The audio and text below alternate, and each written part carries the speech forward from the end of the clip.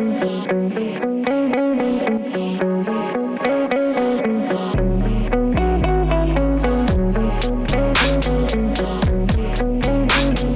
Insider. Today I am joined by, he's a 10th Planet black belt, multiple time ADCC veteran, one of the top just overall elite no-gi competitors in the world today, and in my personal opinion, one of the most exciting competitors there is today, Keith Krikorian. Keith, how you doing? Hey, what's up, man? Pretty good. Thanks for the kind words. Of course, of course. I'll try to give you a few more throughout the interview here.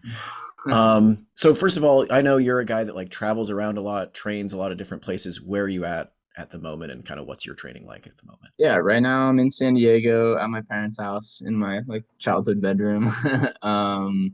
And I'm training mostly at 10 Point at San Diego and PJ's new gym, 10 Point at South Bay. And then I get some sessions in at this strength conditioning gym called Electrum Performance. Um, The 10th Planet San Diego, that's kind of your home gym or yeah, original gym, correct? And then yep, PJ's yep. new gym, is that Yeah, yeah, yeah. kind of, is that your camp? Obviously, I want to talk about who's number one coming up, but is that Mhm. kind of your camp leading into who's number one in trials? Yeah, I guess so. Yeah. Yeah, I mean, to be honest, they're just the two gyms that I like training at the most. PJ has bounced a bit, but he's always been a gym that I've made priority, like getting to.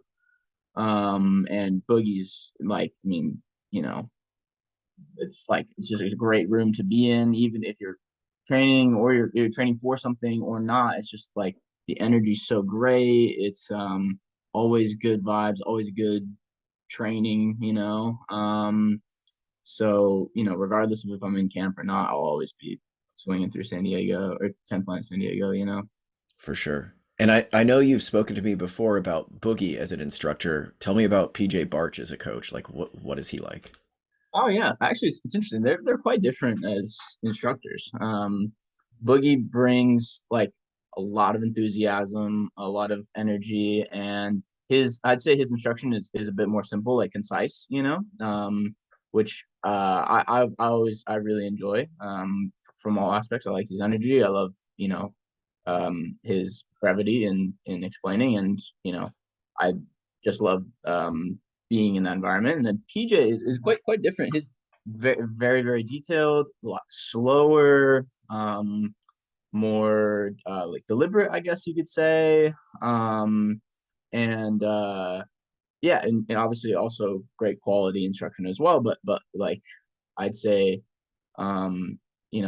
it's step by step, sequential, and less concise. I'd say a little more drawn out, but it's good because you get to see, you just get to dissect the move quite a bit, which is good.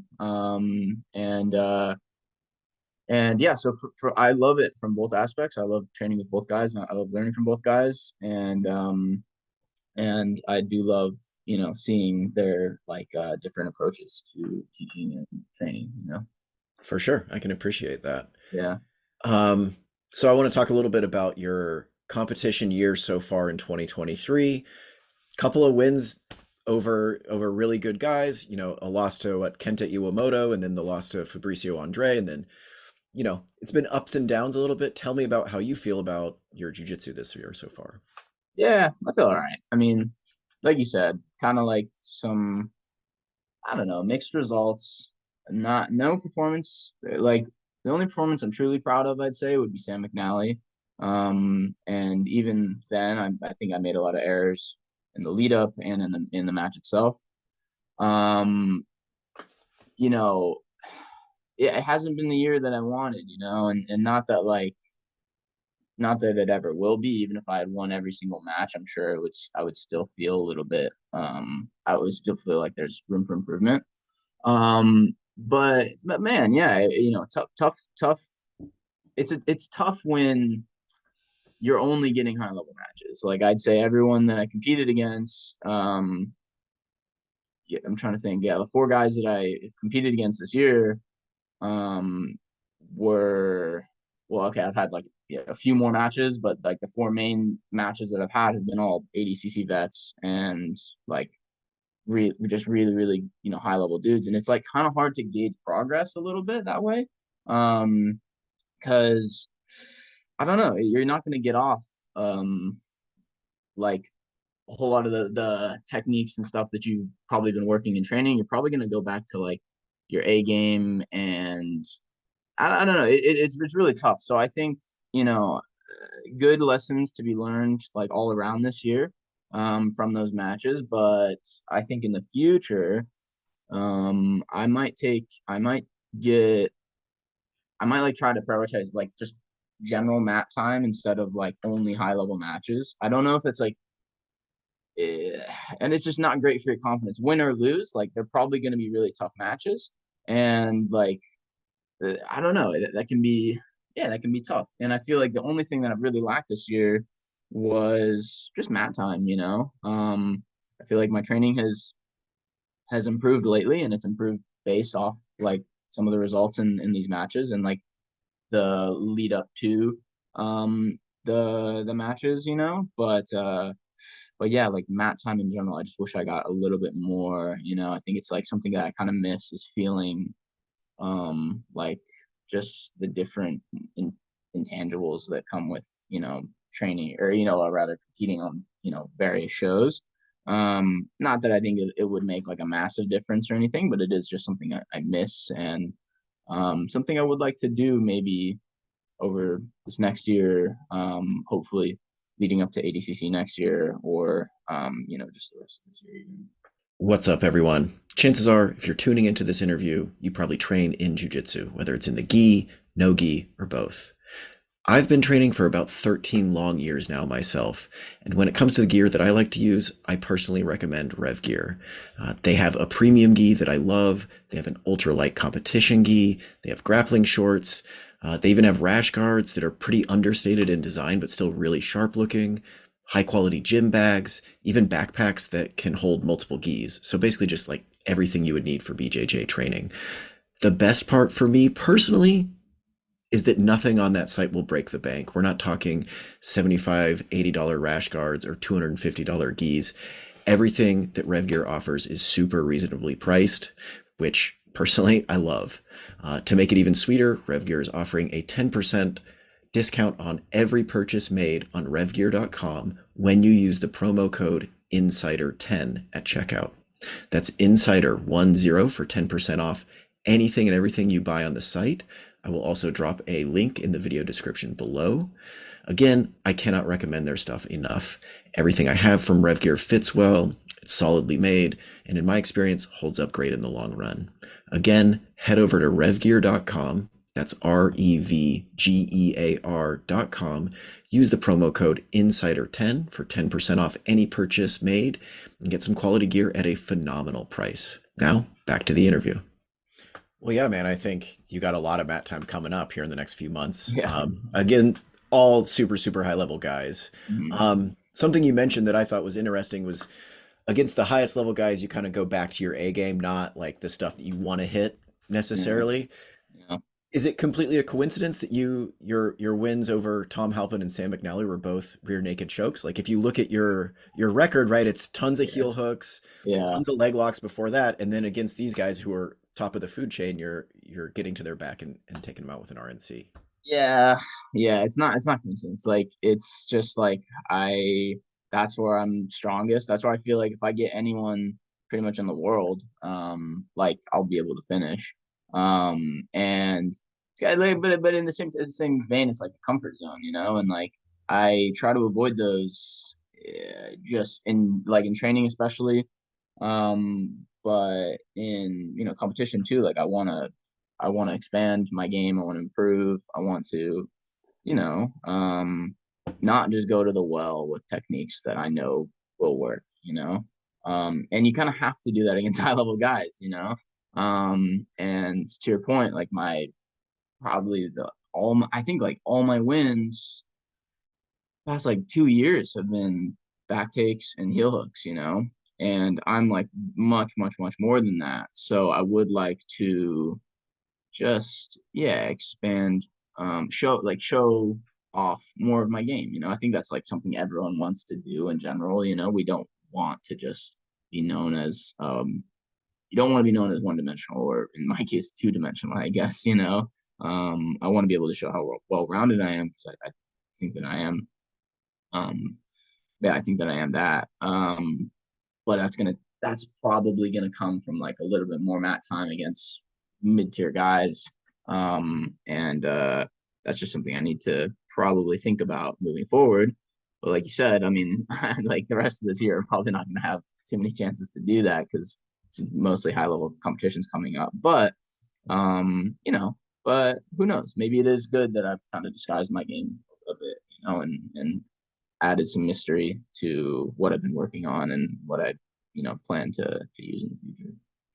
Um, well, maybe you can't answer this. I will say Mhm. that heel hooks and back takes that's like maybe you think that's just simple, but I think that's the picture of like modern super high level no gi right now is those are the skill sets to have. Is Sure. there? It's okay if you don't want to reveal it, but like, what other aspects of your game do you wish you could show off more in competition?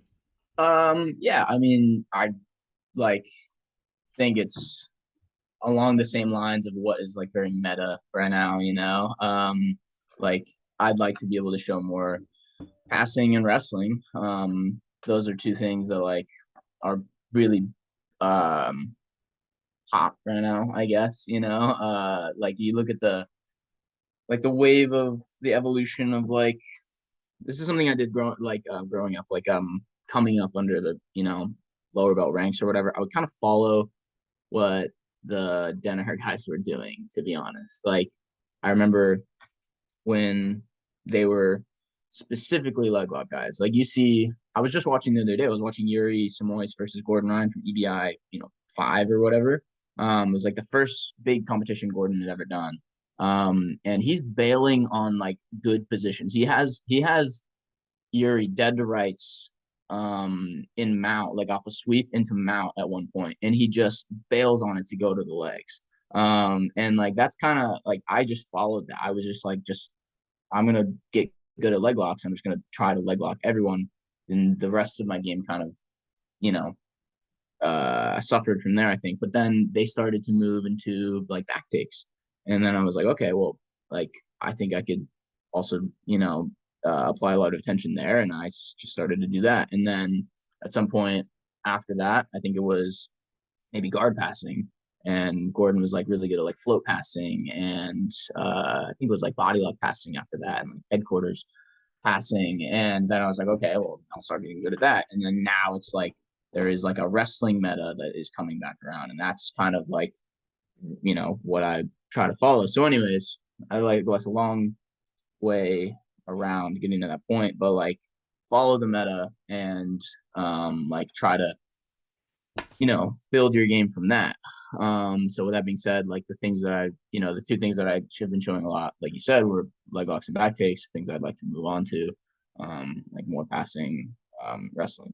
And Yeah, man, I think it's important just to expand your game and, show everything that you work in training. And hopefully I'll be able to show some of that. I'm also like it because I keep going back to this. Like, I'm gonna have really really tough matches. Like, it is very possible that I just go back to my sort of comfort zones because I need to, because like maybe working on new things isn't like, not that I've never wrestled or never passed a guard in my life, but like, that's not like historically that's not like where I'm the most efficient in a match. Usually it's off like leg entanglements, wrestle ups from leg entanglements, getting to the back or on the leg. So yeah. Anyways, I kind of forget what my main point was, but yeah. Yeah, I mean, ultimately you just want to win, right? Like I get it. You want to do what you do best in those high level matches. Yeah. Speaking of which, let's talk about the Who's Number One 4-man tournament. I am super pumped about this. Um, let's go through and talk about your opponents because you have history with a couple of these guys. Hmm. Ash Williams is a potential opponent. Hmm. And I will say at the top, I'm not buttering you up here. Your matches against Ash and Gabriel Sousa were like two of the best, most exciting matches of 2022. So Okay. if anybody has not seen those matches, I think what were they? Were they both Grapple Fest? Yeah, they're both grapple. They might both be available Or on Flow. one was Grapple Fest and one was Who's Number Oh One. yes, sorry. Yeah. One was Who's Number One, and then the other was Scrap. I'm pretty sure they're both on Flow. in any event, I would say go back and watch if you haven't. And that's why I'm pumped about this tournament. So let's talk about Ash Williams first. You lost, if I remember correctly, kind of like a late guard pass, maybe sealed the decision in his favor. Otherwise, it was really close. Tell me what you remember from that match, what Ash does well, what you need to be concerned about, things like that. Yeah, basically the match was kind of what you said. I'd say it was like little it was mostly even. The rule set was like basically fight to win. So like I was maybe a little more focused on that than I was like general match tactics, you know. I was kind of selling out on like, showing subs, I was like trying rolling guillotines and sitting back on legs and just trying to like, kind of I don't know. I wasn't like I was confident I could finish Ash, but I was also at the same time I was like, okay, just show that you're working subs, and that was something he also did really really well. But then he moved in, he like got a pass off of like one of my leg entries in the very I think like maybe a few matches before or a few minutes before the end of the match. But like the things I learned from that, I guess, or things I remember about the match, like it was like the only time I've ever like gassed out in a match, like in my entire life, I think. It could have been due to like, it's just travel. I was traveling from, obviously the US, and I wasn't really, really used to that at that point. I probably wasn't taking the match as seriously as I should have been because it was like right after trials, and I was just kind of focused on like teaching a lot of seminars and kind of cashing in on like the hype that I had built after that performance. Maybe wasn't taking Ash as serious as I should have. That's a lesson. I mean, that's like a good lesson, and always respect your opponent, no matter who it is. Not that I didn't respect him, but just, maybe I didn't take him as seriously as I should have. But yeah, I mean, like, with Ash, it's gonna be really scrappy. It's gonna be a fight, and he has a really deep gas tank, so you have to be prepared for that. But there's a lot of things I could have done differently, should have done differently. And I'm happy that we had the match when we did because now, leading into a more important event, it's good to have like that experience. Win or lose, it's good to have that experience in your belt. Are are these upcoming Who's Number One matches all 15 minutes? Do you know? I think so. Yeah, no, Okay. I'm pretty sure they are. Yeah, I mean, I like Ash as well. I've interviewed him before. I think, has all the makings of a great match if you guys do have a rematch here. To Yeah, your point, like, I feel like you have to expect a really high-paced, like, long, drawn-out match with sure. no matter what if you face that guy. Definitely. Yeah. It reminds me of Ethan with like more tight passing, but like similar, like a lot of activity, a lot of movement, a lot of length, really hard to leg lock, really hard to stabilize like position on, and yeah, it's like that's just anyone who's like that is tough, man. Even if they're like a blue belt. Yeah, yeah, for sure. And then another potential matchup, Gabriel Sousa, who you beat. Uh, if I'm correct, just a week before you won West Coast Trials last year, Yeah. another like super barn burner of a match. Tell me what you remember from that one and like what he does well that you might have to be concerned about. Well, I mean, like, there's no secret to what he wants. He wants to either wrestle you to the mat and get on top and stay on top and pass, or well, that's pretty much it. To be honest, I mean, like he'll avoid your leg entanglements. He'll avoid your guard completely. He'll lead deep with his chest, and he'll kind of control the outside space, and then he'll eventually usually either gas you out or work into a pass. The match that we had, I mean, I'm like, I was, I'm like happy with winning, I guess, but like I wasn't like overly happy with my performance. I didn't even, to be honest, like as the match was going on, and even after the match, I was like, I don't really know who won. Like, I think that I probably sealed it at the end. I think I had a near pass and something, maybe a sub attempt or something.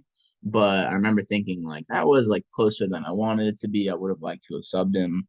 But um, but yeah, I remember like both of us. I don't think we're in very good shape, to be honest, for that match. Like I remember we both like he was like really nauseous at one point. He had to like take a break because he was so nauseous.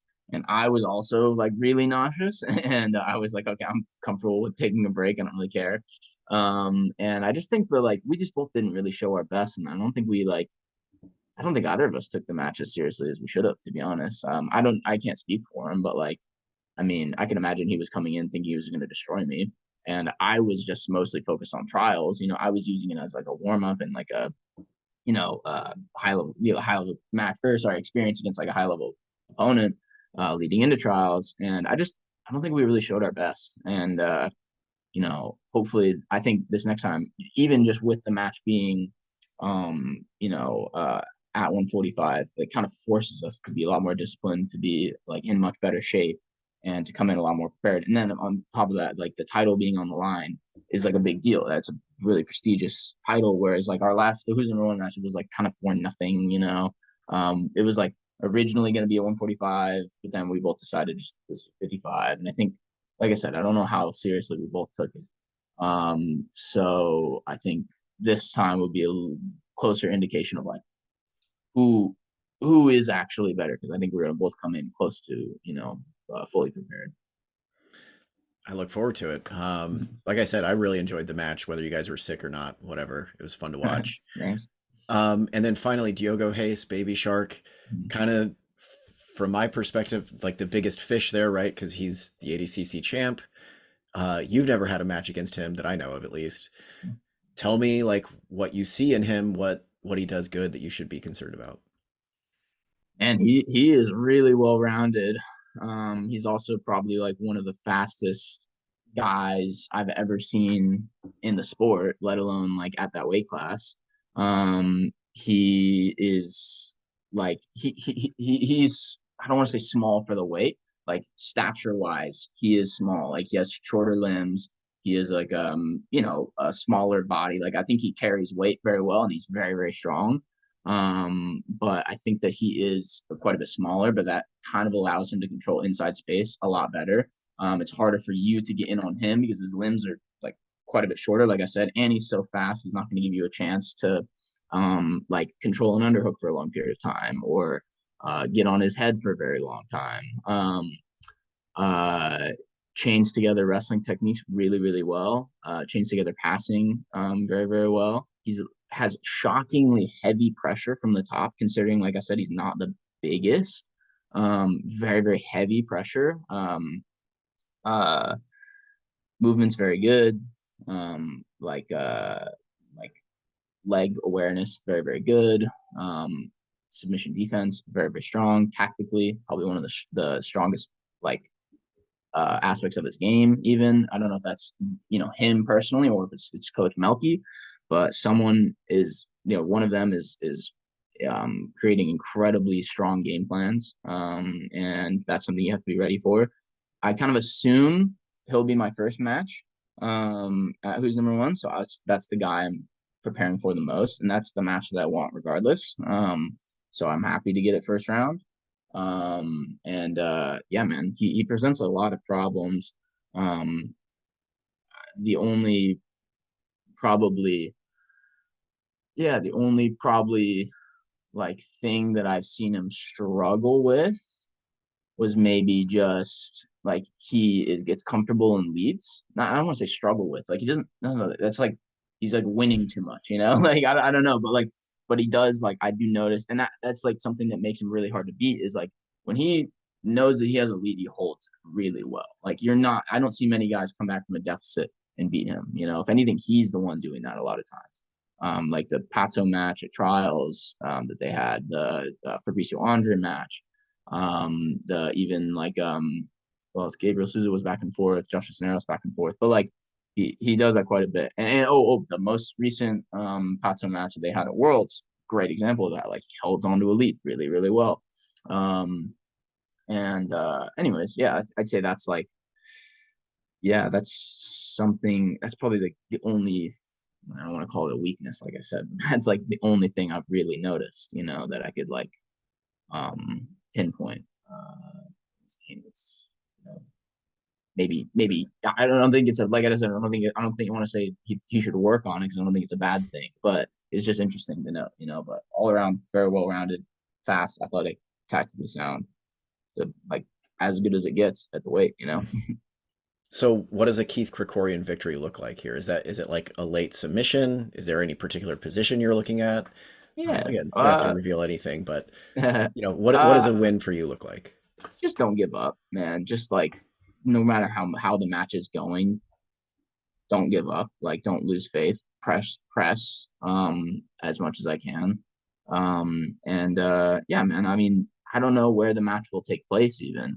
But I can't stop trying at any point. I can't give up in any scrambles or any positions. I can't give up any, you know, I don't know. I can't give up any stupid, attacks or anything. And if I do, like fight out of them, fight hard.